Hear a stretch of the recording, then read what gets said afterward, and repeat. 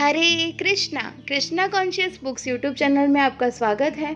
हम रीड कर रहे हैं श्रील प्रभुपाद लीलामृत। आज से हम रीड करेंगे प्रकरण 7, झांसी भक्तों का संग। आवश्यकता है किसी भी राष्ट्रीयता के अभ्यर्थियों की जो वस्तुतः सारे संसार में भगवत गीता की शिक्षाओं का व्यावहारिक रूप से प्रचार करने के लिए सच्चे ब्राह्मण की योग्यता रखते हो। उपयुक्त अभ्यर्थियों के लिए निःशुल्क भोजन और आवास की व्यवस्था की जाएगी। आवेदन पत्र भेजिए। एसी भक्ति वेदांत संस्थापक एवं सचिव भक्त संघ, भारती भवन, डाकघर, झांसी, यूपी। अभय चरण दे। अभी 12 घंटे की यात्रा बाकी थी। बीच में दर्जनों स्टेशन थे। ट्रेन की खड़खड़ाहट और शोरगुल तथा हिलने डुलने के कारण कुछ लिखना कठिन था, लेकिन तीसरे दर्जे के अन्य यात्रियों की भीड़ के बीच लकड़ी की बेंच पर बैठे अभय लिखने में लगे रहे। धुंधले डब्बे में यात्री एक दूसरे को संतोष से देख रहे थे और भागती ट्रेन की खिड़कियों से डब्बे में गर्द और कालिख भर रही थी। बाहर नीरस बिखरे पत्थरों के भराव के आगे लाइन के बगल की छिछली खाइयों में डंठलों पर नीले पुष्प खिल रहे थे। दूरी पर भैंसे और बैल चर रहे थे या कहीं कहीं बैल अकेले किसान के आगे आगे हल खींच रहे थे। अभय झांसी जा रहे थे, व्यवसाय के लिए नहीं वरन प्रचार के लिए। एक मास पहले अक्टूबर 1952 ईस्वी सन में जब अभय व्यवसाय के सिलसिले में झांसी गए थे तो उनके एक ग्राहक श्रीमान दुबे ने, जो झांसी के एक अस्पताल के मालिक थे, उन्हें गीता मंदिर में भाषण के लिए आमंत्रित किया था। झांसी के बहुत से लोग धार्मिक और मानवतावादी चीजें पसंद करते थे, चाहे वे वैष्णवों, थियोसॉफिस्टों, मायावादियों, राजनीतिज्ञों या किसी से भी संबंधित हो। वे किसी भी मार्ग को धर्म मानते थे जब तक कि उसमें कुछ शिक्षाप्रद पवित्रता हो या जन कल्याण का रुझान हो। श्रीमान दुबे ने बैक टू गॉड हेड के बहुत से अंक रुचि के साथ पढ़े थे और इसलिए उन्होंने अभय से भाषण के लिए प्रार्थना की थी। अभय बहुत उत्सुक थे। उन्हें शताधिक श्रोताओं में गहरी रुचि दिखाई दी थी। उनमें बहुत से स्थानीय आयुर्वेदिक कॉलेज के छात्र और स्नातक थे। अभय की अवस्था 56 वर्ष की थी और कृष्ण भावनामृत को उन्होंने जिस अधिकारपूर्ण ढंग से प्रस्तुत किया था, उससे झांसी के धर्मोत्साही युवक बहुत प्रभावित हुए थे। 25 वर्षीय प्रभाकर मिश्र को, जो वेदांत संस्कृत कॉलेज के प्रधानाचार्य और झांसी आयुर्वेदिक विश्वविद्यालय के हेड मेडिकल ऑफिसर थे, लगा कि अभय में कृष्ण भावनामृत को प्रसारित करने की बहुत तीव्र आकांक्षा है।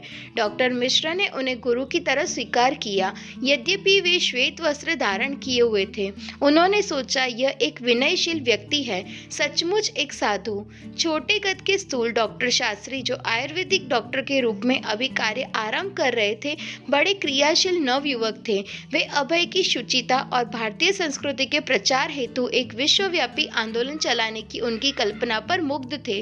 अवस्था प्राप्त लोग भी, जैसे लंबे सौम्य रामचरण हयहरण मित्र, जो बर्तनों की दुकान चलाते थे, कविता लिखते थे और सफेद नेहरू टोपी पहनते थे, अभय से भगवान चैतन्य के बारे में और अधिक जानना चाहते थे।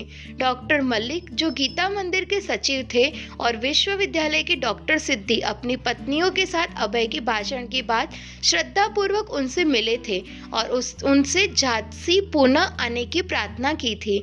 अभय उनके पास एक औषधि विक्रेता या पारिवारिक धंधों वाले व्यक्ति के रूप में नहीं आए थे, वरन वे भगवान चैतन्य महाप्रभु के एक भक्त के रूप में वहां गए थे।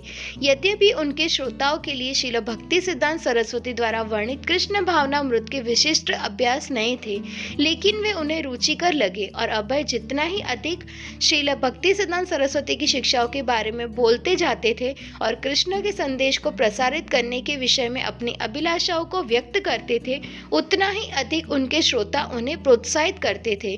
श्रोताओं में से बहुतों ने उन्हें सुझाव दिया कि वे अपने मिशन का संचालन झांसी से करें और उन्होंने वादा किया कि वे उनकी सहायता करेंगे। डॉक्टर शास्त्री ने तो उन्हें अपने साथ रहने तक को आमंत्रित किया।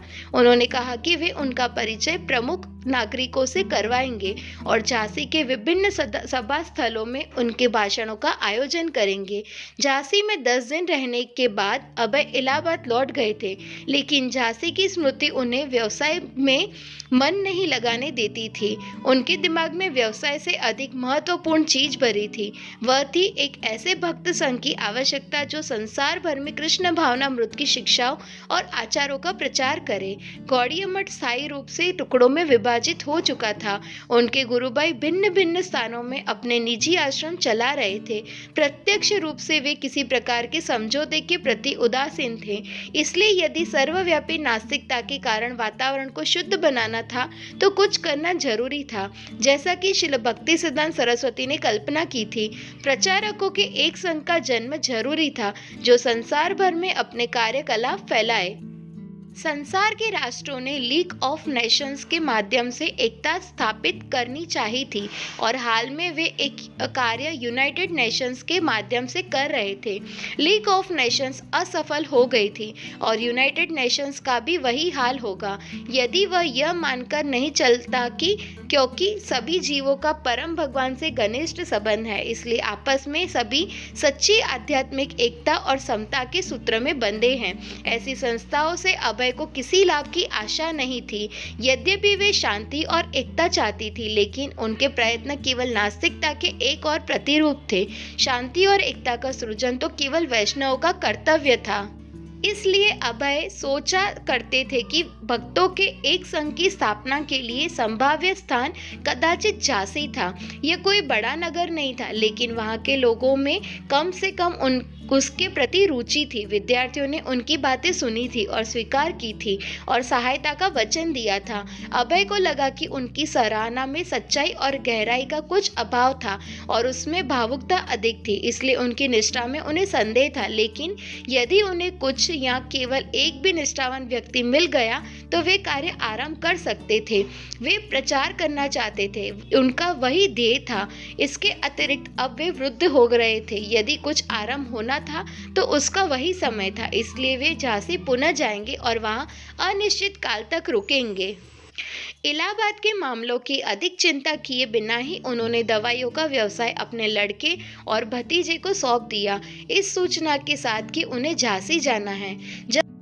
जब गाड़ी स्टेशन पर पहुंची तो अभय ने डॉक्टर शास्त्री को उत्साहपूर्वक हाथ हिलाते हुए देखा। वे दोनों टांगा से डॉक्टर शास्त्री के दवाखाने की ओर चले और बातोनी अमित भाषी डॉक्टर ने अभय को प्रवचन और साक्षात्कार के बहुत से अवसर देने के वादे किए। डॉक्टर शास्त्री ने झांसी के संबंध में जनश्रुति भी बताई कि वर्तमान झांसी उस स्थान पर स्थित है जो एक जंगल का भाग था, जहां आज से कई हजार वर्ष पहले भगवान रामचंद्र ने तपस्या की थी।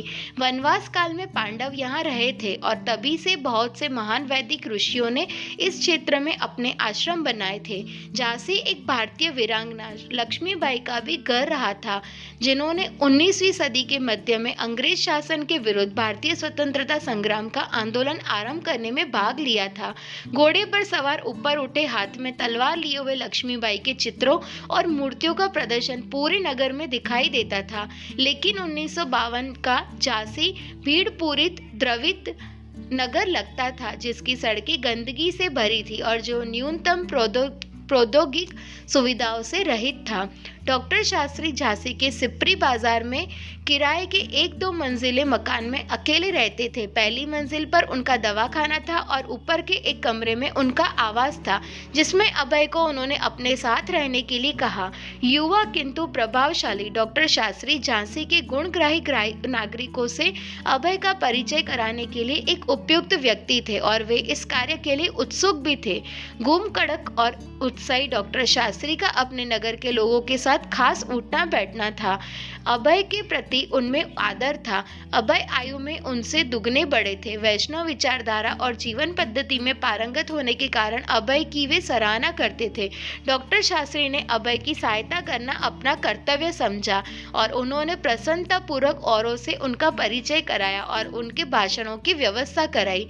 अभय और डॉक्टर शास्त्री परिवार के सदस्यों की तरह एक साथ भोजन बनाते और एक साथ खाते थे। अभय ने भक्त संघ विषयक अपना विचार प्रकट प्रकट किया। इसका क्षेत्र विश्वव्यापी किंतु मुख्यालय झांसी में होगा। उन्होंने कहा कि झांसी के सभी नागरिकों को कृष्ण के संदेश को फैलाने में सहायता करनी चाहिए। भगवान चैतन्य ने कहा था कि भारतीयों का यह विशेष दायित्व है कि भगवत चेतना का प्रसार भारत और सारे संसार में करें। डॉक्टर शास्त्री, उनका हृदय बराबर इस विचार में दग्ध होता रहता कि संपूर्ण संसार भौतिकता में लिप्त है, हर एक खाने पीने और मस्ती में व्यस्त है, इसलिए वे सारे दिन घूमते रहते और भगवान चैतन्य और अपने गुरु महाराज के संदेश का प्रचार करते रहते। अपने ध्येय के संबंध में वे लोहे के समान दृढ़ निश्चय और आत्मविश्वासी थे। उनके मन में तनिक भी संदेह नहीं था, वे दृढ़ व्रत थे। सचमुच वे सदैव प्रचार में लगे रहते। हरेर नाम हरेर नाम केवलम, कलौ नास्तेव एव नास्तेव एव नास्तेव एव गतिर अन्यथा। हरे कृष्ण नाम के अतिरिक्त कोई अन्य उपाय नहीं है, अस्तु वे हमेशा चर्चा करते रहते। कभी कभी रात भर मुझसे चर्चा करते, कभी कभी मैं ऊब जाता। मैं प्रार्थना करता, कृपया तंग न करे, कृपया मुझे सोने दे। और वे वृद्ध मिशनरी कार्यकर्ता एक युवा पुरुष की तरह थे। मैं युवा लड़का था और वे ठीक मेरे मित्र थे, मेरे अग्रज जैसे। वे मेरे मार्गदर्शक और शिक्षक जैसे थे, क्योंकि प्रचारक, मित्र, दार्शनिक और मार्गदर्शक तीनों होता है। वे सदैव श्रीमद् भागवतम और भगवत गीता के माध्यम से अच्छे वातावरण की सृष्टि करने में लगे रहते थे।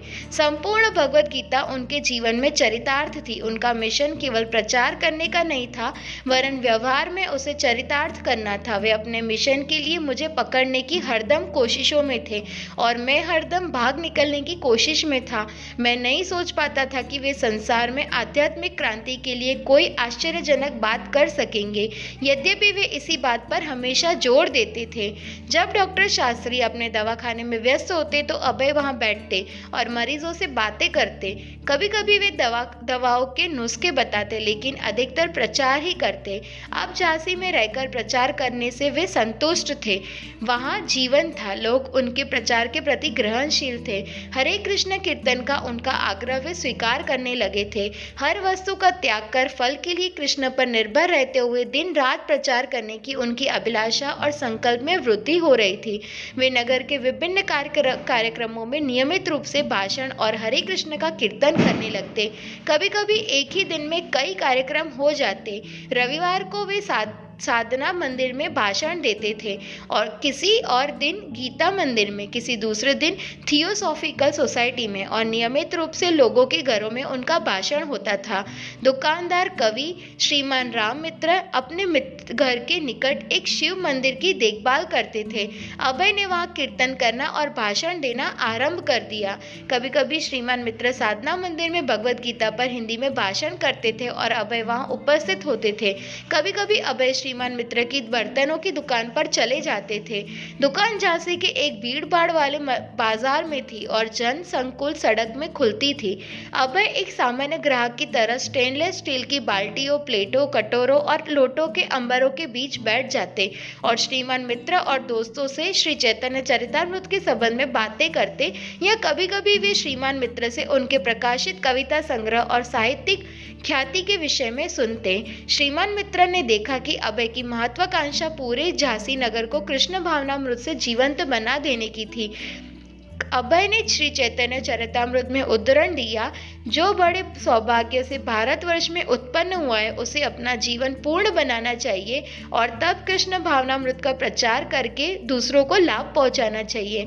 अभय आगे कहते, श्रीमान मित्र, सारा संसार हमारे आध्यात्मिक आंदोलन की प्रतीक्षा कर रहा है। श्रीमान मित्र सिर हिला देते और उनके नेहरू के समान चेहरे पर मुस्कान छा जाती। लेकिन श्रीमान मित्र ने देखा कि अभय चाहते थे कि लोग केवल उन्हें सुने ही नहीं, उसमें कुछ अधिक करें। वे चाहते थे कि लोग कुछ करें। एक बार श्रीमान मित्र ने अपनी पुस्तक की एक प्रति अभय को भेंट दी।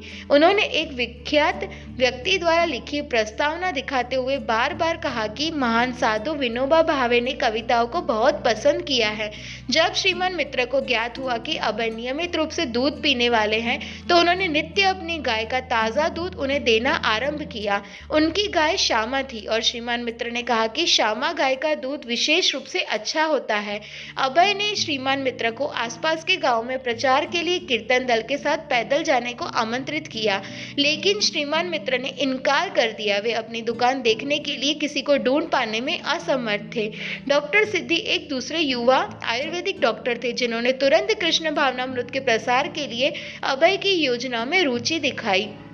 डॉक्टर सिद्धि, वे मेरे स्थान पर कई बार आए। मेरे घर की छत पर एक कीर्तन कक्ष है और वे उसमें तथा गीता मंदिर में कीर्तन करते। हम नित्य थियोसॉफिकल सोसाइटी में भी जाते थे। जब कीर्तन, प्रवचन या भाषण होते तब वातावरण बहुत शुद्ध, पवित्र और शांत बन जाता था। वे हारमोनियम बजाते थे। लोगों से मिलने और प्रचार के लिए हम उनके साथ जाते थे। मुख्य काम कीर्तन करना और भगवत गीता तथा कृष्ण के जीवन चरित्र पर भाषण देना था। चैतन्य महाप्रभु उनके भगवान थे और मैं भी उनसे प्रेम करता था। राधेलाल मल्लिक, जो गीता मंदिर और साधना मंदिर के सचिव थे, अभय से प्रायः मिलने लगे थे। राधेलाल मल्लिक, मैं उनसे बहुत अधिक प्रभावित हुआ। उनके साहचर्य में मैं सवेरे प्रतिदिन 3-4 घंटे बिताता। उनके पास बहुत से महान धार्मिक ग्रंथ थे। श्री चैतन्य महाप्रभु से संबंधित पुस्तकों के विषय में वे विशेष सजग, वे उस पर लिख भी रहे थे। गीता मंदिर के अध्यक्ष और मैं दोनों स्वेच्छा से उनका भोजन बनाते थे। विशाल अंत्य जलाशय के उस ओर स्थित सुरम्य भारती भवन मंदिर संकुल का पता उन्हें पहली बार तब लगा जब वे राधेलाल मल्लिक के साथ सवेरे भ्रमण कर रहे थे। अंत्य ताल के नाम से विख्यात जलाशय के चारों ओर का वातावरण शांत था और वहां आबादी विरल थी, किंतु यह सिपरी रोड के निकट था, जो झांसी शहर और सिपरी बाजार का आम रास्ता था। अभय ने श्रीमान मल्लिक से मंदिर के बारे में पूछताछ की और वे दोनों मुख्य सड़क से मुड़कर एक ढालू पगडंडी पर चलने लगे, जो मंदिर के अहाते के सिंह द्वार में प्रवेश करती थी। वहां उन्होंने देखा कि नीम और आम के बाग से आच्छादित कई एकड़ जमीन खाली पड़ी है। मुख्य भवन राधा स्मारक था। वह एक चैपेल यानी प्रार्थनालय की तरह छोटा था, परंतु उसके अंगों के अनुपात सुस्पष्ट और मजबूत थे। अष्टभुजाकार पत्थर के आधार पर निर्मित वह तराशे हुए लाल और श्वेत संगमरमर के 8 अलंकृत स्तंभों पर खड़ा था। उसके सिर पर पत्थर का गुंबद था। भाग्य की देवी लक्ष्मी को अपने सिर पर उठे सूंठों पर धारण करने वाले 2 हाथी प्रवेश द्वार की शोभा बढ़ा रहे थे।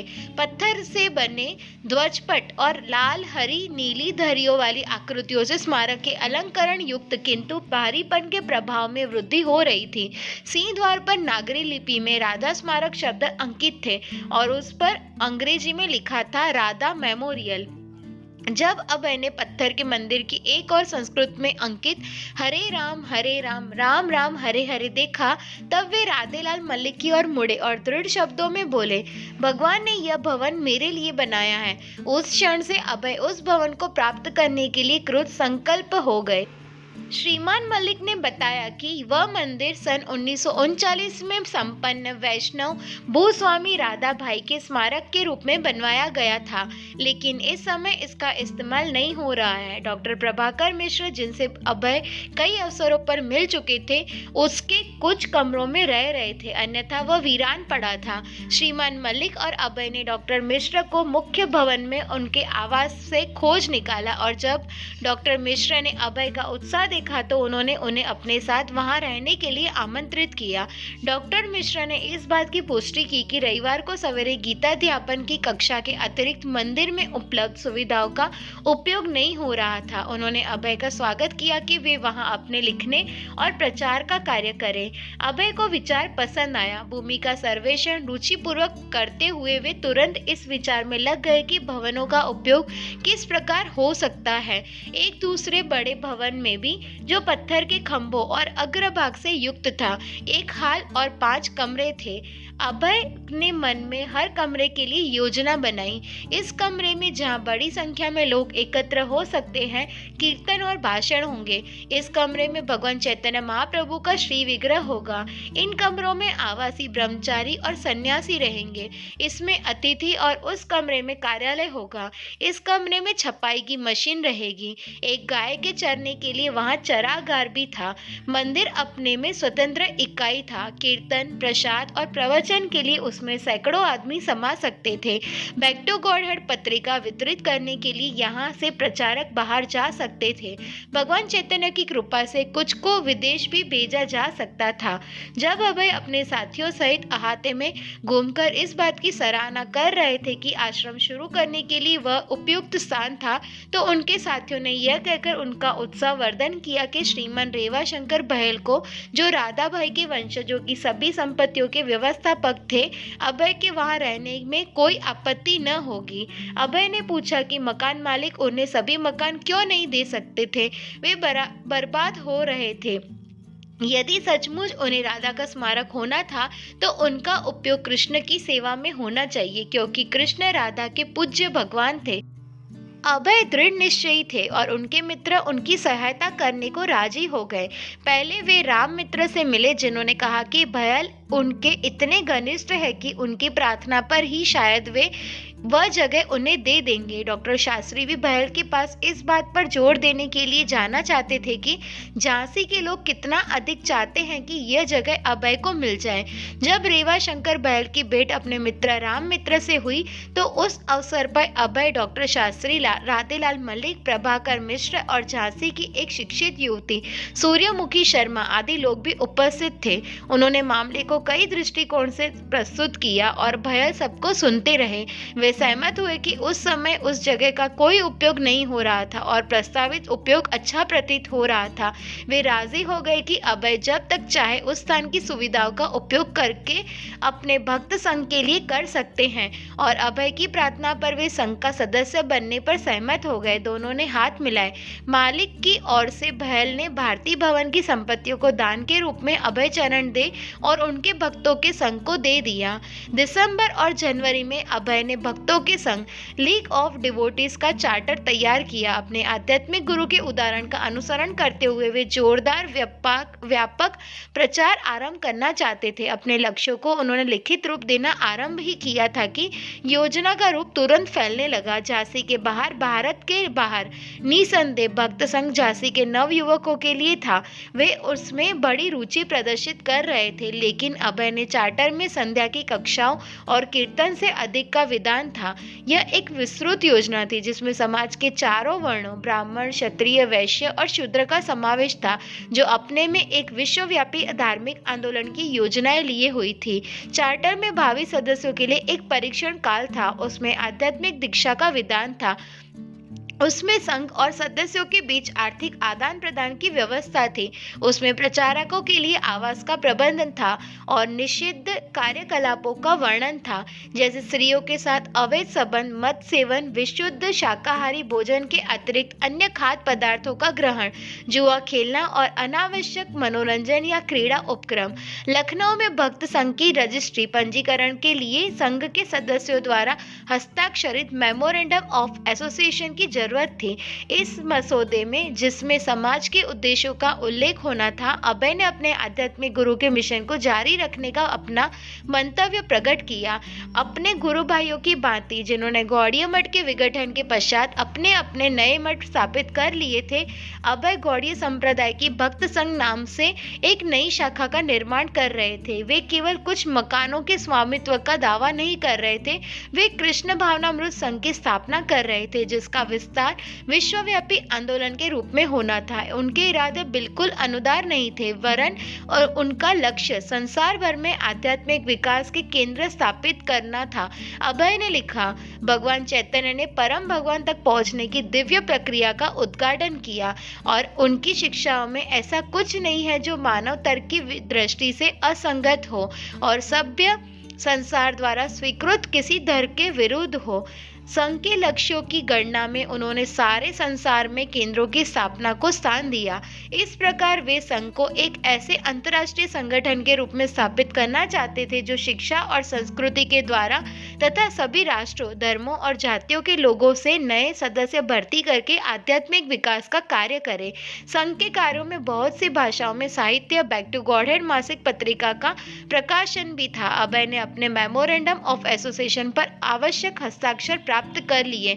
फिर उन्होंने लखनऊ की गाड़ी पकड़ी और 4 फरवरी को 50 रुपए जमा कराकर अपना आवेदन पत्र दाखिल कर दिया। उसके बाद वे झांसी लौट आए। राधा मेमोरियल में अपने कमरे में अभय नित्य 4 बजे सवेरे उठ जाते और अपने युवा पड़ोसी प्रभाकर मिश्र को जगा देते। 4 बजे से 5 बजे तक अभय लिखने का कार्य करते। 5 बजे से वे अंतीय ताल के क्षेत्र में भ्रमण करते। 5:30 बजे स्नान करते और तब 7 बजे तक माला फेरते हुए हरे कृष्ण का मंत्रोच्चारण करते और उसके पश्चात वे श्री चैतन्य चरितामृत या श्रीमद् भागवतम पर शिक्षण देते करते। यद्यपि साधारणतः प्रभाकर मिश्र एकमात्र श्रोता होते। 8 बजे वे अपने साहित्यिक कार्य में लग जाते। 10 बजे के बाद तक वे टाइप में लगे रहते। तब भोजन तैयार करना शुरू कर देते। तीसरे पहर वे प्रायः झांसी नगर का चक्कर लगाते। वे लोगों से मिलते और प्रचार कार्य करते। उनकी निगाह बराबर ऐसे लोगों की खोज में लगी रहती जो भक्त संघ के सम्मिलित होने को तैयार हो। संध्या के समय वे 7 बजे तक लिखने में लगे रहते। उसके बाद वे नगर के विभिन्न स्थानों में से किसी स्थान पर जहां से निमंत्रण होता कीर्तन करते और भाषण देने की तैयारी करते। यद्यपि अभय के पास बैक टू गॉड हेड को जारी कर रखने के लिए पैसे नहीं थे, लेकिन उनके प्रचार कार्य का एक निश्चित अंग लेख लिखना था, इस बात की चिंता न करते हुए कि वे तुरंत प्रकाशित हो सकते हैं या नहीं।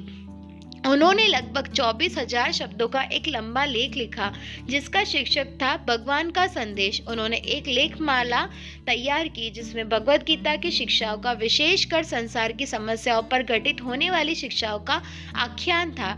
एक लेख भक्ति विज्ञान रूप गोस्वामी के भक्ति रसामृत सिंधु के अध्ययन का सार दोहन था। 16 मई 1953 को अभय के भक्त संघ का एक विराट उद्घाटन समारोह किया जिसमें पाठ, कीर्तन और प्रसाद वितरण का कार्यक्रम प्रातःकाल से लेकर आधी रात तक लगातार चलता रहा। भवनों को फूल, पत्तियों और मिट्टी के कई कलशों से सजाया गया था। संध्या समय जब जन समूह सबसे विशाल था, अभय ने भगवद गीता के 9वें अध्याय से राजगुह्य योग पर व्याख्यान दिया।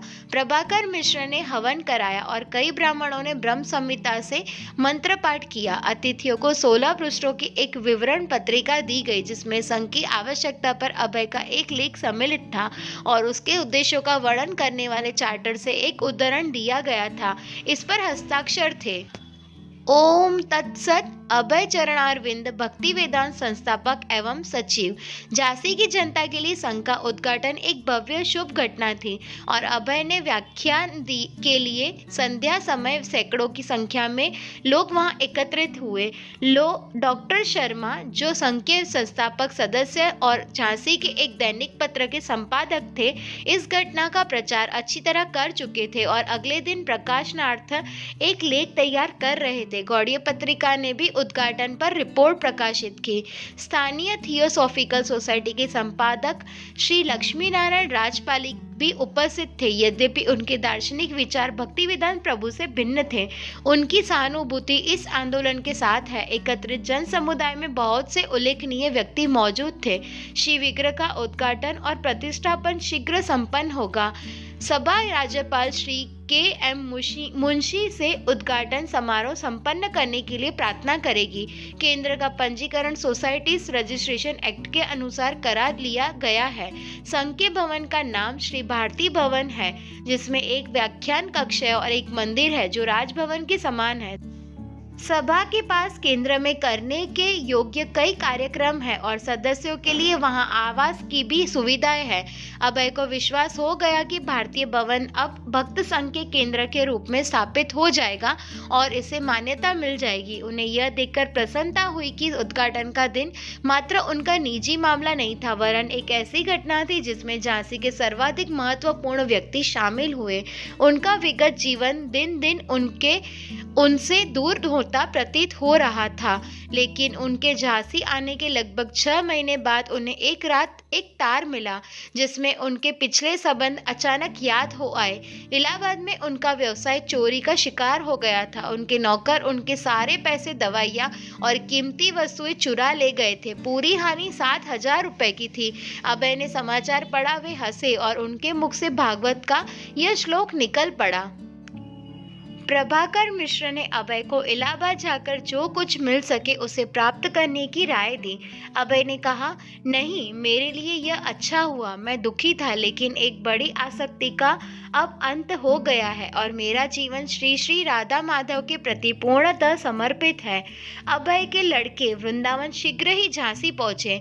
उन्होंने अभय से प्रार्थना की कि कलकत्ता जाकर वे अभय चरण दे एंड सन्स नाम से व्यवसाय को पुनर्जीवित करें। राधा मेमोरियल में अभय के कमरे में बैठे तब जब वे बात करने लगे तो अभय ने स्पष्ट किया कि वे कलकत्ता नहीं जा सकते। उन्होंने वृंदावन से आग्रह किया कि वे रुके और टाइप के काम में उनकी सहायता करें, लेकिन वृंदावन कलकत्ता लौट गए।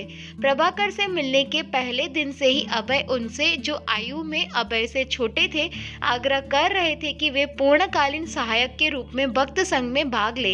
विश्वविद्यालय में प्रवक्ता और मेडिकल ऑफिसर होने के नाते यद्यपि प्रभाकर की कई जिम्मेदारियां थी, फिर भी वे जितनी हो सकती थी अभय की मदद करते थे। शीघ्र ही वे अभय के सबसे अधिक क्रियाशील सहायक बन गए। अभय ने उन्हें लीग का सचिव नियुक्त किया और कई महीने बाद उन्हें दीक्षा दी। इस प्रकार अभय प्रभाकर के आध्यात्मिक गुरु बने और प्रभाकर अभय के पहले शिष्य हुए। प्रचारक होने के नाते शिष्य स्वीकार करना, उन्हें हरे कृष्ण का मंत्र देना और अपने आध्यात्मिक गुरु से प्राप्त आदेशों की तरह उन्हें अपनी गुरु परंपरा की आदेश देना अभय का कर्तव्य था। किंतु प्रभाकर पूर्णतः समर्पित शिष्य नहीं थे, इसलिए वे शिष्य की अपेक्षा सहायक के रूप में अधिक स्वतंत्र रहे। विश्वविद्यालय के प्राचार्य, संस्कृत के विद्वान और मेडिकल ऑफिसर के रूप में वे अपने निजी हितों का पालन करते रहे। श्रील प्रभुपाद, उस भक्त संघ में मैं अकेला था। उसमें कुछ विद्यार्थी थे, लेकिन वे उतने क्रियाशील नहीं थे। मुझे ही सब कुछ करना पड़ता था।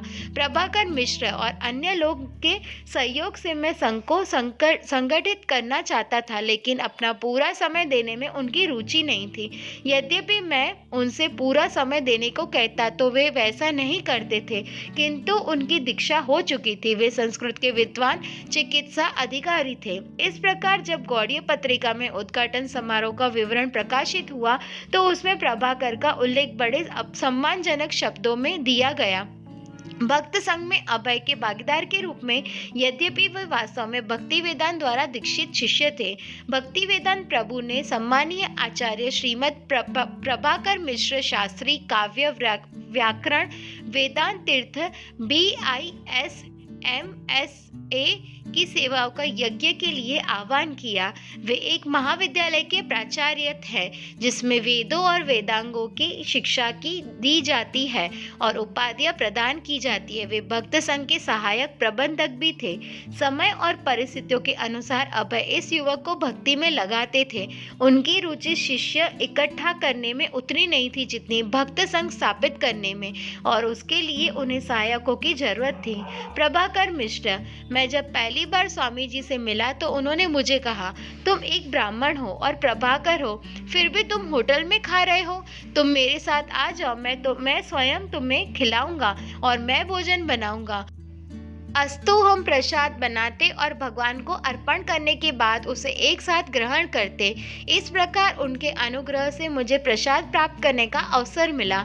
उन्होंने मुझसे यह भी कहा, तुम केशहीन हो जाओ। इसलिए मैं मुंडित मस्तक होकर कॉलेज गया जहाँ मैं पढ़ाता था और हर एक मुझ पर हंसने लगे। जब मैंने स्वामी जी को परिस्थिति बताई तो वे बोले, चूंकि तुम मेडिकल ऑफिसर हो इसलिए तुम बाल बढ़ा सकते हो। जब मैंने दीक्षा ग्रहण की तो स्वामी जी ने मेरा नाम आचार्य प्रभाकर रखा। मेरा मूल नाम प्रभाकर मिश्र था, इसलिए उन्होंने कहा, तुम मिश्र मत लिखो, तुम आचार्य प्रभाकर हो। उन्होंने मुझे यह नाम दिया और एक तुलसी माला दी और मेरे माथे पर तिलक लगाया और मेरे गले में कंठी माला पहनाई। उन्होंने भक्त संघ की स्थापना की रजिस्ट्री करा ली थी और सारे संसार में प्रचार के लिए मुझे उनका सचिव बनाया। हम गांवों में संकीर्तन और भगवद गीता कथा के लिए लगातार जाया करते थे। अभय ने झांसी में संकीर्तन आंदोलन चलाया। पहले वे केवल आचार्य प्रभाकर के साथ नया बस्ती के ईद गीत हरे कृष्णा का कीर्तन करते हुए घुमा करते थे। जैसे जैसे उन्होंने यह अभ्यास जारी रखा, उनका दल धीरे धीरे बढ़ने लगा, जब तक कि उनके दल में नियमित रूप से परिक्रमा पर जाने, हरे कृष्ण का कीर्तन करने और मंदिरों में दर्शनार्थ जाने के लिए 50 लोग नहीं हो गए। बाद में वे शाम के व्याख्यान के लिए राधा मेमोरियल में इकट्ठे होने लगे। जब अभय आसपास के गांव में प्रचार के लिए जाते तो लीग के जो लोग भी स्वतंत्र होते उनका प्राय साथ देते थे। एक बार वे आचार्य प्रभाकर के साथ झांसी से कोई 20 मील दूर चीरगांव की पदयात्रा पर प्रचार के लिए गए। चीरगांव में सारे राष्ट्र के विख्यात कवि मैथिली शरण गुप्त रहते थे। उन्होंने अभय और उनके शिष्यों को भोजन के लिए अपने घर पर आमंत्रित किया। अभय ने गुप्त जी से कहा कि चूंकि वे एक सिद्ध कवि है, इसलिए उन्हें कृष्ण की महिमा का बखान करते हुए कुछ लिखना चाहिए, और कवि इसके लिए राजी हो गए। चीरगांव में प्रचार करने के बाद अभय और प्रभाकर झांसी लौट आए। उन्होंने मार्ग के 5 गांवों में से हर एक में एक एक दिन बिताया। रात में गांव वाले एकत्र होते थे और अभय कीर्तन का नेतृत्व करते थे। उन्होंने प्रभाकर को बताया कि यद्यपि ये सीधे साधे ग्रामीण भगवत गीता और भागवत के विद्वान नहीं थे, लेकिन वे सर्वोत्तम आध्यात्मिक लाभ कीर्तन मात्र से प्राप्त कर सकते थे। अभय का गांव वालों ने अच्छा स्वागत किया और उन्होंने उनसे शीघ्र ही पुनः आने की प्रार्थना की, लेकिन दूसरी बार आने के पहले उन्हें सूचना जरूर मिलनी चाहिए ताकि वे उनके समुचित स्वागत की तैयारी कर सके। झांसी में प्रचार करने के साथ ही अभय अपने भक्त संघ को अंतर्राष्ट्रीय क्षेत्र बनाने के लिए दत्तचित्त थे। अपनी सच्ची शैक्षिक योजनाओं के विस्तार में सहायता देने के लिए वे सरकारी एजेंसियों को लिखते और अपने मित्रों में से प्रचार के लिए सदस्य भर्ती करने की भी कोशिश करते। उन्होंने कलकत्ता के अपने पुराने सहपाठी रूपेन मित्र को लिखा और उसने विश्वव्यापी प्रचार कार्य में सम्मिलित होने के लिए आमंत्रित किया। मेरे मिशन की इच्छा 40 प्रशिक्षणार्थियों को प्रशिक्षण देने की है और मैंने सरकार को इस लाभप्रद शैक्षिक उद्देश्य में सहायता देने को लिखा है। मैं चाहता हूं कि तुम इसके एक प्रशिक्षणार्थी बनो और कार्तिक दादा को भी इसी भाव के साथ हमारे साथ आने को कहो। जो कागजात तुम्हारे पास भेजे गए हैं उनसे तुम जान सकते हो कि हम कैसे रहते हैं और क्या करते हैं, और इस प्रकार तुम निर्णय कर सकते हो कि तुम हम लोगों के साथ आ सकते हो या नहीं। पहली चीज यह है कि हम कुछ अवकाश प्राप्त लोगों को वानप्रस्थ जीवन में प्रशिक्षण करना चाहते हैं और कुछ युवकों को ब्रह्मचर्य जीवन में। संन्यास्त जीवन के लिए मेरे मन में कोई रुचि नहीं है। वर्तमान युग के पतित लोगों के लिए यह कठिन कार्य है। गेरुए परिधान में तथाकथित सन्यासियों ने जीवन के इस आश्रम की कीर्ति नष्ट कर दी है। अभय ने रूपेन को यह भी लिखा, कृपया करके यह भी बताइए कि कलकत्ता के अंग्रेजी और देशी भाषाओं के समाचार पत्रों में विज्ञापन को छपाने का क्या क्या व्यय होगा। शैक्षिक विज्ञापन आवश्यकता है किसी भी राष्ट्रीयता के ऐसे अभ्यर्थियों की जो विश्व भर में भगवत गीता की शिक्षाओं का प्रचार करने के लिए योग्य ब्राह्मण सिद्ध हो सके। उपयुक्त अभ्यर्थियों के लिए आवास और भोजन की व्यवस्था निःशुल्क उपलब्ध है। आवेदन करें। AC भक्ति वेदांत संस्थापक और सचिव, लीग ऑफ डिवोटीज भक्त संघ, भारती भवन, PO झांसी, UP। अभय एक ऐसा दस्तावेज चाहते थे जिसमें उल्लेख हो कि भारती भवन भक्त संघ लीग ऑफ डिवोटीज की संपत्ति है। अभी तक उनके पास केवल एक वायदा था। झांसी को स्थायी मुख्यालय बनाने के विचार से वे एक लिखित प्रतिबद्धता चाहते थे। जब वे दान पात्र के लिए रेवा शंकर बहल के पास गए थे तो श्रीमान बहल ने उन्हें एक पत्र दिया था और प्रार्थना की थी कि भक्तों की रजिस्ट्रेशन के लिए वे 500 रुपए अदा करें, किंतु चूंकि अभय को अभी इलाहाबाद में 7,000 रुपए की हानि हुई थी और हाल ही में उन्होंने 3,000 रुपए प्रचार पर व्यय किए थे, जिसका अधिकतर भाग उद्घाटन समारोह में लगा था, इसलिए उन्होंने 500 रुपए भी इकट्ठा करने में अपने को असमर्थ पाया। ऊंचे शैक्षिक पद पर आसीन होते हुए भी आचार्य प्रभाकर के पास बहुत कम पैसे थे। उनकी सहायता के लिए उनके माँ बाप प्रतिदिन उन्हें 3 रुपए देते थे। अभय के समुदाय की विशेषकर विद्यार्थियों की स्थिति भी वैसी ही थी। श्रीमान बहल की 500 रुपए के लिए प्रार्थना अत्यावश्यक नहीं लगी थी। न ही उन्होंने यह बताया कि यदि अभय पैसे न दे सके तो क्या होगा, लेकिन शीघ्र ही उन्होंने एक दूसरी प्रार्थना रखी। अभय चरण दे को 5,000 रुपए में भारतीय भवन खरीद लेना चाहिए। यह बात घबरा देने वाली थी। उदार दान खरीद के प्रस्ताव में बदल गया था। नगर के लोग उस संपत्ति को अभय भक्ति वेदांत की आश्रम के नाम से पुकारने लगे थे और अहाते की दीवार पर बड़े अक्षरों में लीग ऑफ डिवोटीज छपा जा चुका था। जब अभय के मित्रों ने जोर डाला तो श्रीमान बहल ने उन्हें विश्वास दिलाया कि अभय वहां रहना जारी रख सकते हैं, परंतु अंत में भवन उन्हें खरीदना पड़ेगा। श्रीमान बहल ने कहा कि वे लीग ऑफ डिवोटीज को पहला नंबर देंगे और उससे कम कीमत लेंगे। अभय को चिंता हुई। वे नहीं जानते थे कि मकान मालिक आगे क्या करेंगे। यद्यपि लीग जायदाद खरीद सकती तो वह सबसे अच्छा होता, लेकिन वे 500 रुपए भी नहीं जुटा पाए थे। 5,000 जुटाना तो असंभव प्रतीत होता था। अभय को अपने समुदाय से आर्थिक सहायता नहीं मिली। उनकी लीग में एक भी पूर्णकालीन सदस्य नहीं था। धन जुटाने का उनके पास एक उपाय था, उनका दवाइयों का धंधा। कलकत्ता में उनके लड़के अब भी छोटे पैमाने पर कार्य कर रहे थे। पहले अभय हर महीने 3,000 रुपए कमाते थे। सहायता के लिए गुरु भाइयों से मांगने का विचार उनके मन में आया, किंतु स्वयं धन कमाने की प्रत्याशा उन्हें अधिक संभव जची। 30 वर्ष तक उन्होंने अपने दवाइयों के व्यवसाय से धन कमाया। वे उसे फिर कर सकते थे सर्वाधिक उपयुक्त उद्देश्य के लिए। जब वे 1954 ईस्वी सन की वसंत ऋतु में कलकत्ता पहुंचे तो उनके पास पैसे नहीं थे। उन्होंने अपने गुरु भाइयों के साथ चेतला में गौड़ीय संघ में रहने का निश्चय किया। पड़ोस में ही उनका परिवार भी रहता था। चूंकि उनके पास पैसे नहीं थे, इसलिए आश्रम के प्रधान उनका व्यय वहन करते रहे।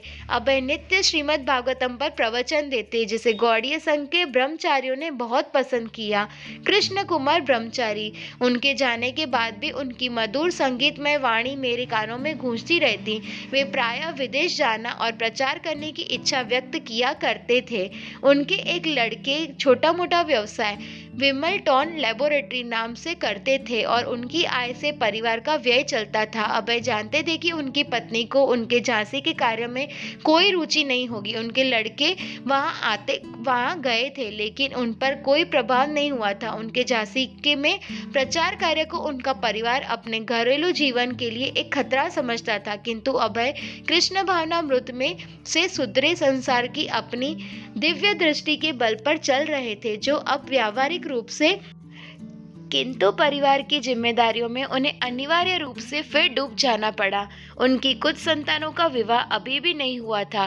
किराए और अन्य बिलों का भुगतान करना था।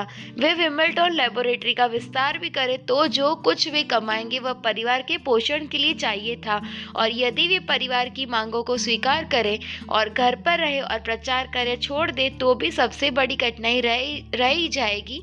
भक्ति के लिए उन लोगों में गंभीर आकर्षण नहीं था। वे उन्हें बदल भी नहीं सकते थे। व्यवसाय चलाने का लाभ क्या यदि वे भक्ति नहीं करते।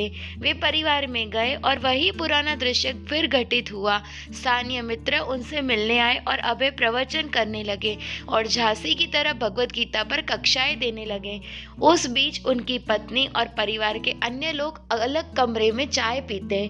श्रील प्रभुपाद, जितना हो सकता था मैंने प्रयत्न किया कि वह मेरे साथ कृष्ण भावनामृत के प्रसार के लिए कार्य करके मेरी सहायता करे, लेकिन वह बहुत ही क्रोध संकल्प थी। कृष्ण भावनामृत के प्रसार में उससे मुझे सहायता नहीं मिलती थी। अतएव अंत में बहुत वर्षों के बाद मैंने समझ लिया कि वह मेरी सहायक नहीं होगी। चाय पीने में उसे बड़ी आसक्ति थी। मैं उससे बराबर कहता कि वह चाय न पिए, क्योंकि मैं एक बहुत बढ़िया वैष्णव परिवार चाहता था। इसलिए यद्यपि मैं उससे बार बार कहता आया था, इस बार मैंने उससे अंतिम बार कहा, तुम्हें मेरे और चाय के बीच एक को चुनना है, या तो चाय जाएगी या मैं। इस तरह मैं अपने परिवार की भी आलोचना किया करता था, लेकिन वे मुझे पति या पिता समझते थे, इसलिए मेरे आदेशों का गंभीरता से पालन न करते। पत्नी ने उत्तर दिया, चाय पीना छोड़ूं या पति को छोड़ूं? अच्छा, तो मुझे अपने पति को छोड़ना पड़ेगा निश्चय ही। यह समझ ही रही थी कि मैं हंसी कर रहा था।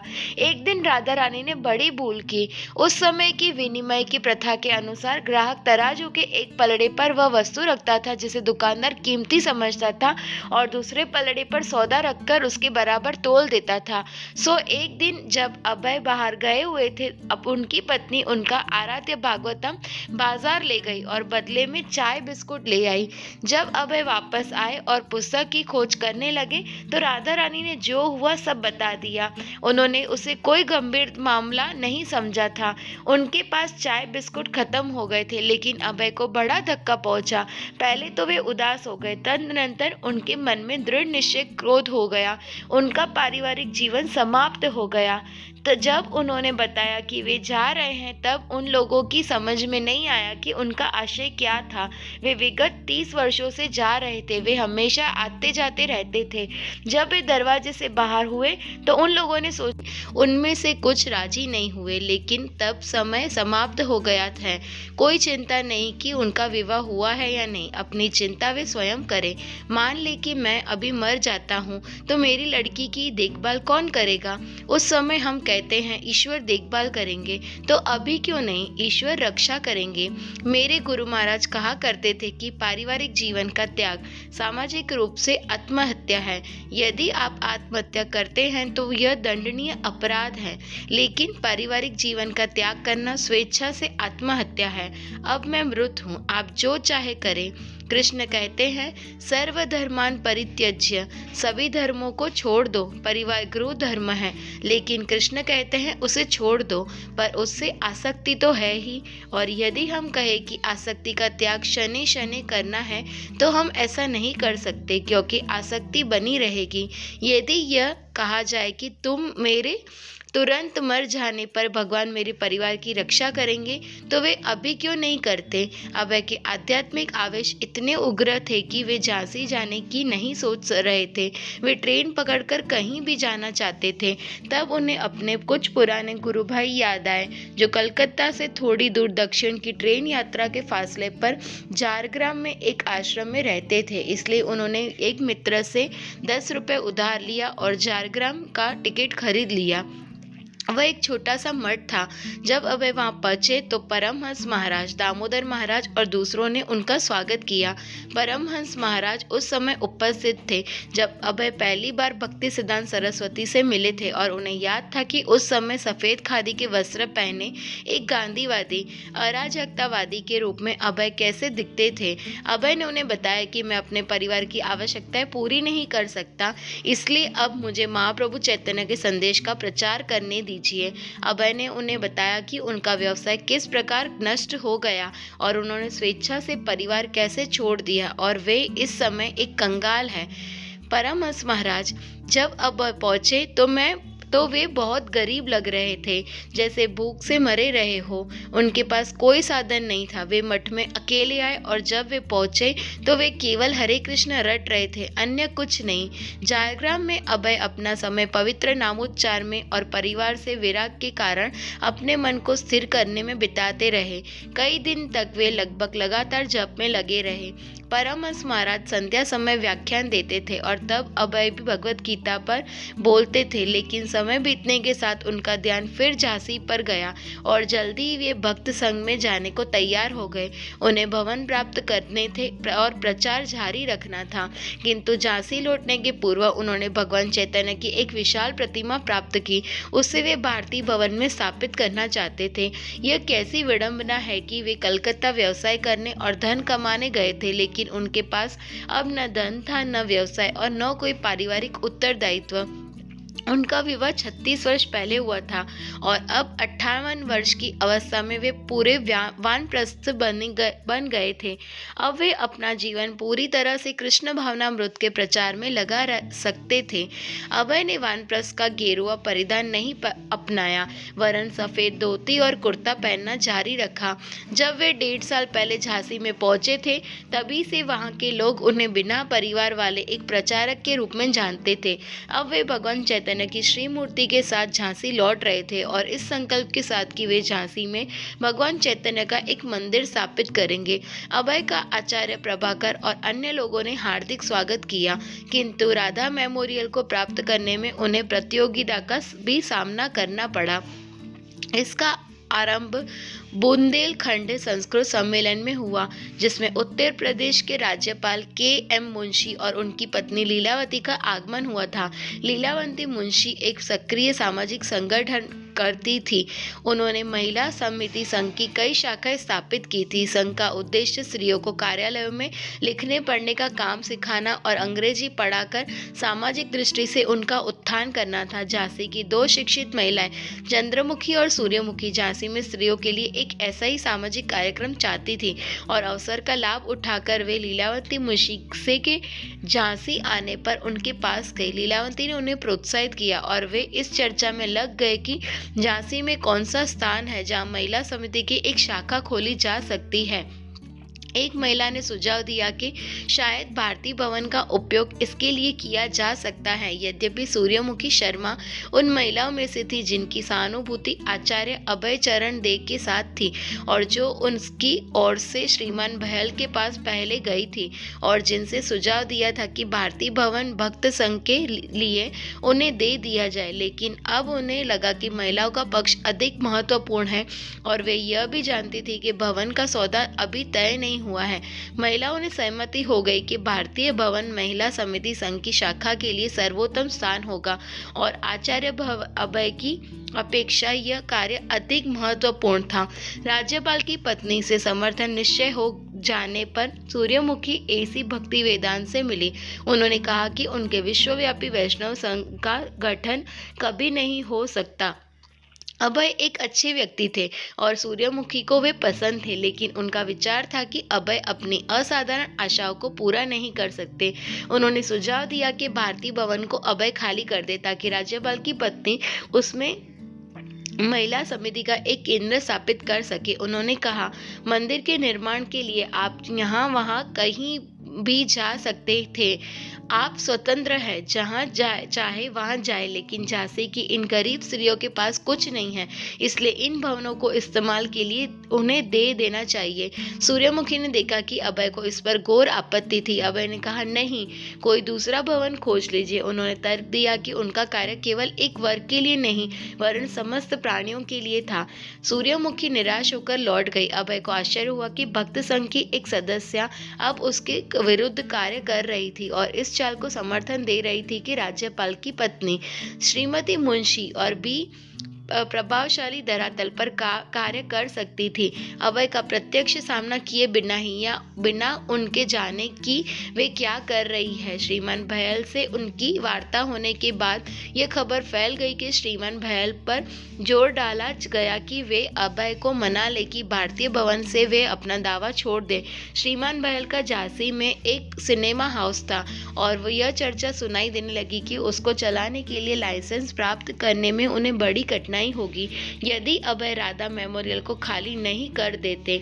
दिसंबर 1954 ईस्वी सन में श्रीमती मुंशी ने अभय को इस बात का हवाला देते हुए लिखा कि 5,000 रुपये इकट्ठा करने में अभय को सफलता नहीं हुई।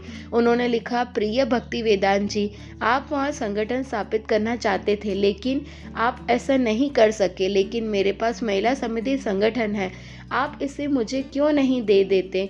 अभय का विचार विरोध करने का था। उनके ऐसे वकील मित्र थे जिन्होंने उन्हें राय दी कि यद्यपि उनका विरोध राज्यपाल के परिवार की ओर से हो रहा था, तथापि उनका केस इतना अच्छा था कि न्यायालय में उनकी विजय निश्चित थी। धार्मिक भवनों के लिए सम्मान की भारतीय परंपरा उनके पक्ष में थी। अभय ने लीग ऑफ डिवोटीज के संस्थापक के रूप में अपना परिचय देते हुए श्रीमती मुंशी को उत्तर दिया। उन्होंने लीग के उद्देश्य का पूरा वर्णन किया। उनकी विवरण पत्रिका की एक प्रति संलग्न थी और बहुत से विख्यात व्यक्तियों के वक्तव्य प्रस्तुत किए, जिनमें लीग ऑफ डिवोटीज के आश्चर्यजनक कार्य की प्रशंसा की गई। इन व्यक्तियों के नाम थे डॉक्टर राजेंद्र प्रसाद, श्री सीताराम, राजा महेंद्र प्रताप और स्वयं श्रीमती मुंशी के पति के.एम. मुंशी। उन्होंने यह भी उल्लेख किया कि लीग के अध्यक्ष को हाल में ही मथुरा में स्वयं महामहिम राज्यपाल के.एम. मुंशी से 100 रुपए का अनुदान प्राप्त हुआ था। अभय ने आगे लिखा कि झांसी में यद्यपि काम धीमे चल रहा था, लेकिन वह शांत ढंग से चल रहा था और अब श्रीमती मुंशी द्वारा आरंभ की गई बातचीत से उनका मन बहुत उत्कृष्ट हो उठा था। उन्होंने श्रीमती मुंशी से प्रार्थना की कि वे भारतीय भवन के संबंध में किसी से उन पर जोर न डलवाए। यद्यपि उन्होंने स्वीकार किया कि यदि आप या आपका कोई एजेंट प्रयत्न करता है तो वह दबाव अपेक्षया भारी होगा। इस तुलना में तो मैं कुछ भी नहीं हूँ। अभय को आशा थी कि लीग का जो विवरण वे प्रस्तुत कर रहे थे उससे श्रीमती मुंशी की समझ में आ जाएगा कि लीग का पक्ष महिला समिति के पक्ष में मजबूत था। उन्होंने भगवद गीता के 4 अध्याय के पहले 3 श्लोकों को उद्धृत किया, जिसमें कृष्ण ने बताया कि भक्ति योग का प्राचीन विज्ञान गुरु परंपरा से प्राप्त किया जाता है और राजाओं का यह दायित्व है कि वे देखें कि प्रजा के कल्याण के लिए कृष्ण भावना अमृत का प्रसार हो। उन्होंने यह भी तर्क किया कि चूंकि भगवद गीता के अनुसार लाखों में से कुछ लोग ही आत्मसिद्धि के लिए प्रयास करते हैं और चूंकि लीग ऑफ डिवोटीज अपने सदस्यों को आत्मसिद्धि में लगाती है, इसलिए वे बहुत महत्वपूर्ण और विरल सेवा कर रहे हैं। उन्होंने उस क्षेत्र में 15 सन्यासियों के साथ श्रीमती मुंशी से मिलने की अपनी तत्परता प्रकट की और यह सुझाव दिया कि वे उन लोगों के साथ सहयोग से कार्य करें और लीग के महत्व को समझे। लीग ऑफ डिवोटीज से सभी वर्गों का भला हो रहा था। जैसा कि कृष्ण ने भगवद गीता में कहा है, निम्न जन्म का व्यक्ति भी परम भगवान की शरण में जा सकता है।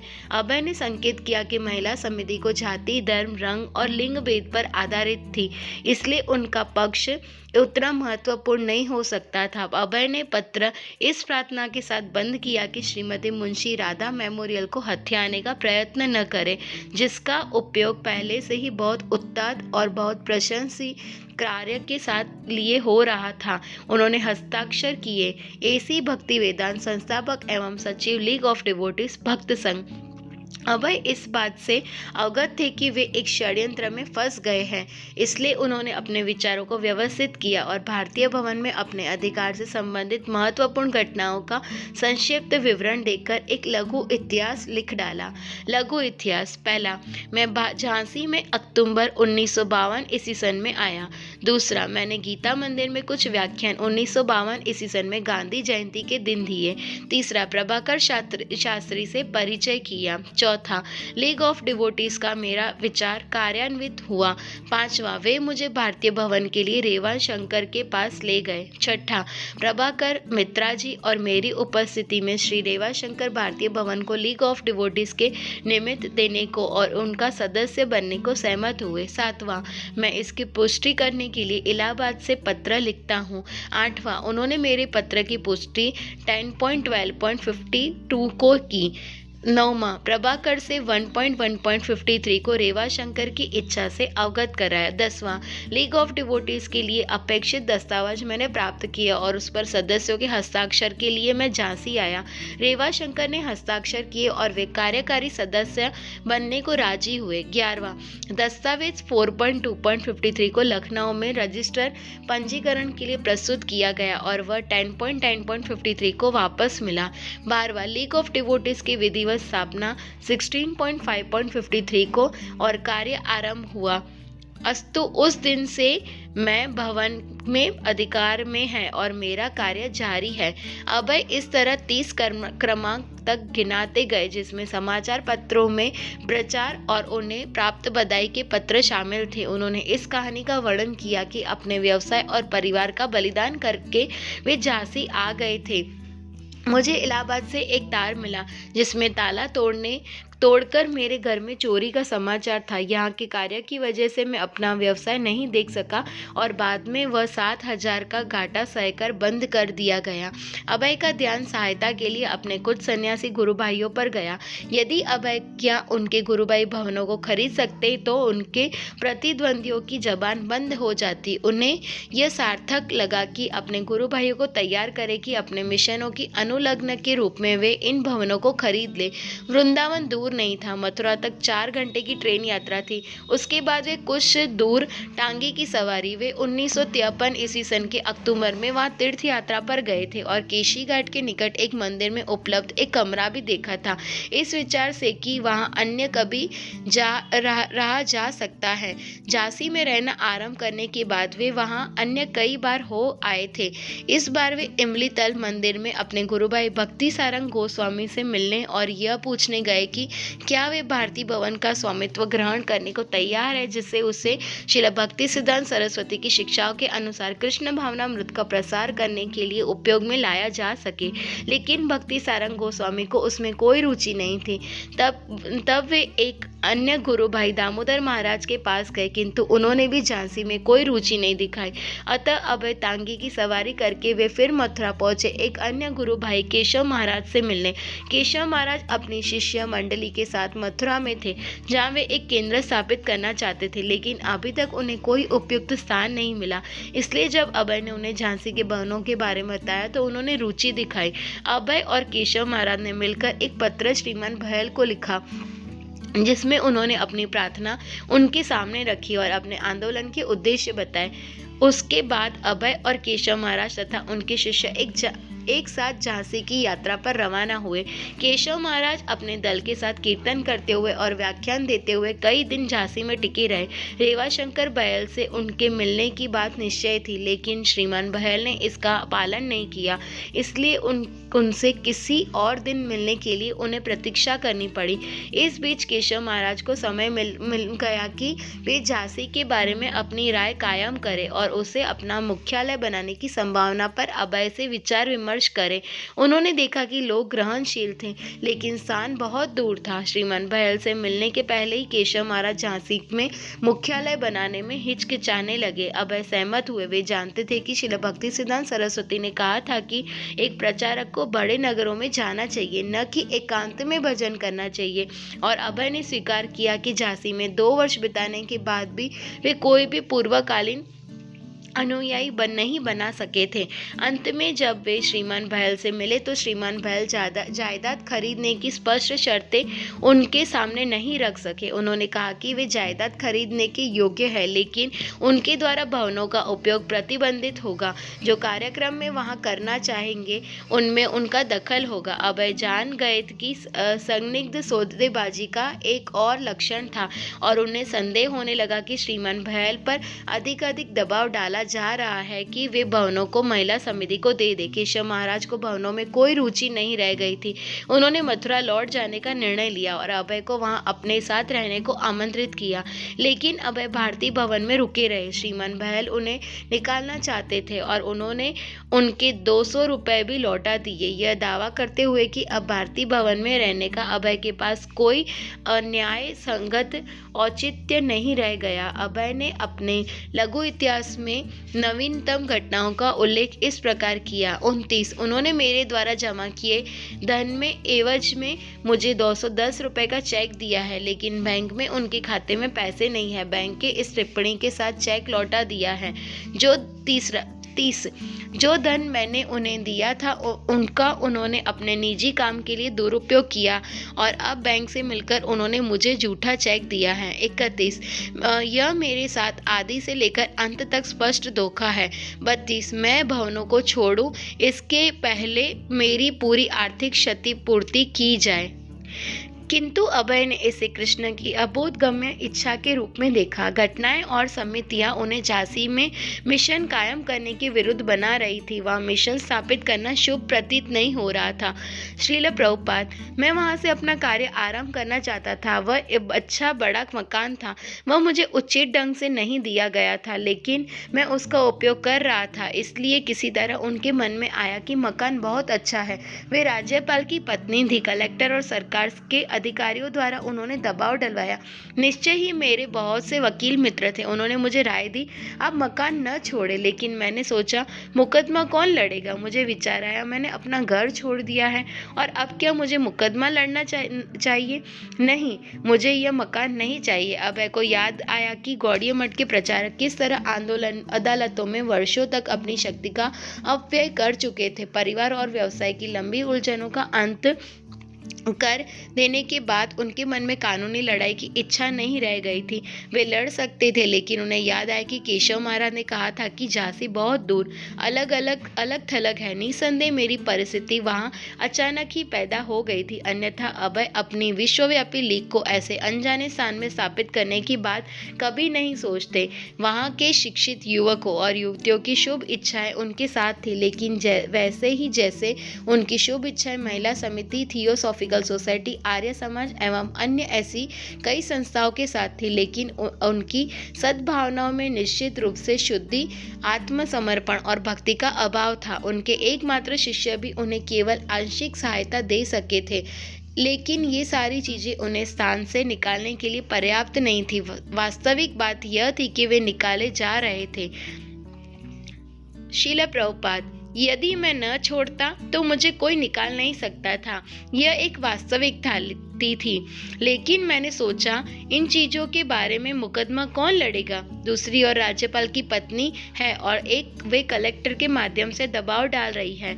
मैनेजर के पास जो जायदाद की देखभाल कर रहे हैं, अपना कोई सिनेमा घर है, उसे उसका लाइसेंस नया करवाना है और कलेक्टर ने दबाव डाला कि यदि आप यह मकान नहीं दिलवाते तो हम आपका लाइसेंस नया नहीं करेंगे। मैंने सोचा व्यर्थ ही यह आदमी झंझट में पड़ेगा, मुझे कई सौ रुपए देने होंगे और वह राज्यपाल की पत्नी है। उन्होंने छोड़ देने का निश्चय किया। अपने मित्रों से उन्होंने कहा कि वे उनकी अनुपस्थिति में लीग ऑफ डिवोटीज का संचालन करते रहे। उनके जाने से वे उदास थे, लेकिन उनके कुछ मित्रों ने महिला समिति के कार्यों की खुलकर प्रशंसा की और वे खुश थे कि उनकी शाखा स्थापित हो रही है। वे अभय की आर्थिक सहायता नहीं कर सके थे, यद्यपि वे जानते थे कि अभय अपने बूते पर भवनों को नहीं खरीद सकते। अभय के घनिष्ठ अनुयायी उनके जाने से अधिक दुखी थे, लेकिन अभय ने उन्हें विश्वास दिलाया कि उनके संबंध कायम रहेंगे। वे आचार्य प्रभाकर, राधेलाल मल्लिक, श्रीमान मित्रा, डॉक्टर शास्त्री आदि को पत्र लिखते रहेंगे और उन्होंने उन लोगों को निर्देश दिया कि उन्हें क्या करना है। विशेषकर आचार्य प्रभाकर से अभय ने कहा कि वे उन्हें बुलाते रहेंगे और आशा व्यक्त की कि यद्यपि झांसी को लीग का मुख्यालय नहीं बनाया जा सका तो भी प्रभाकर उसके सचिव के रूप में कार्य करते रहेंगे। फिर भी यह स्पष्ट था कि एक विश्व संस्था बनाने की महत्वाकांक्षापूर्ण योजनाओं का यह अध्याय समाप्त हो गया था। घर घर, गांव गांव जाना, संकीर्तन करना, गीता पर व्याख्यान देना, प्रसाद वितरण करना, सब समाप्त हो गया था। इसकी संभावना नहीं रह गई कि अभय झांसी फिर कभी आएंगे या झांसी के लोग फिर कभी उनसे मिल सकेंगे। जब अभय ने भारतीय भवन छोड़ा, जिसकी बाहरी दीवार पर 6 फुट ऊंचे मोटे अक्षरों में लीग ऑफ डिवोटीज अंकित था, तो वे उदास हुए। वहां उन्हें सहज अपने आप सफलता मिली थी। वे झांसी के शिक्षित युवा वर्ग के लोगों के शुरू से ही मार्गदर्शन बन गए थे और यह षड्यंत्र न रचा गया होता तो वे वहां से कभी न जाते, किंतु उन्हें लगा कि उनकी कोई वास्तविक पसंद नहीं है। वे वहां एक परिवार की कर्ता के रूप में व्यवसाय के लिए गए थे और बिना सर के एक वानप्रस्थी के रूप में उसे छोड़ रहे थे, कृष्ण की शरण में जाने को मजबूर। उनकी योजनाएं अनिश्चित थी, लेकिन उनकी इच्छा बलवती थी और स्वास्थ्य अच्छा था। अस्तु वे मथुरा पहुंचे, अपने साथ भगवान चैतन्य की श्री मूर्ति लिए हुए। हरे कृष्णा। यहाँ पे हम अपना अध्याय चैप्टर 7 समाप्त करते हैं।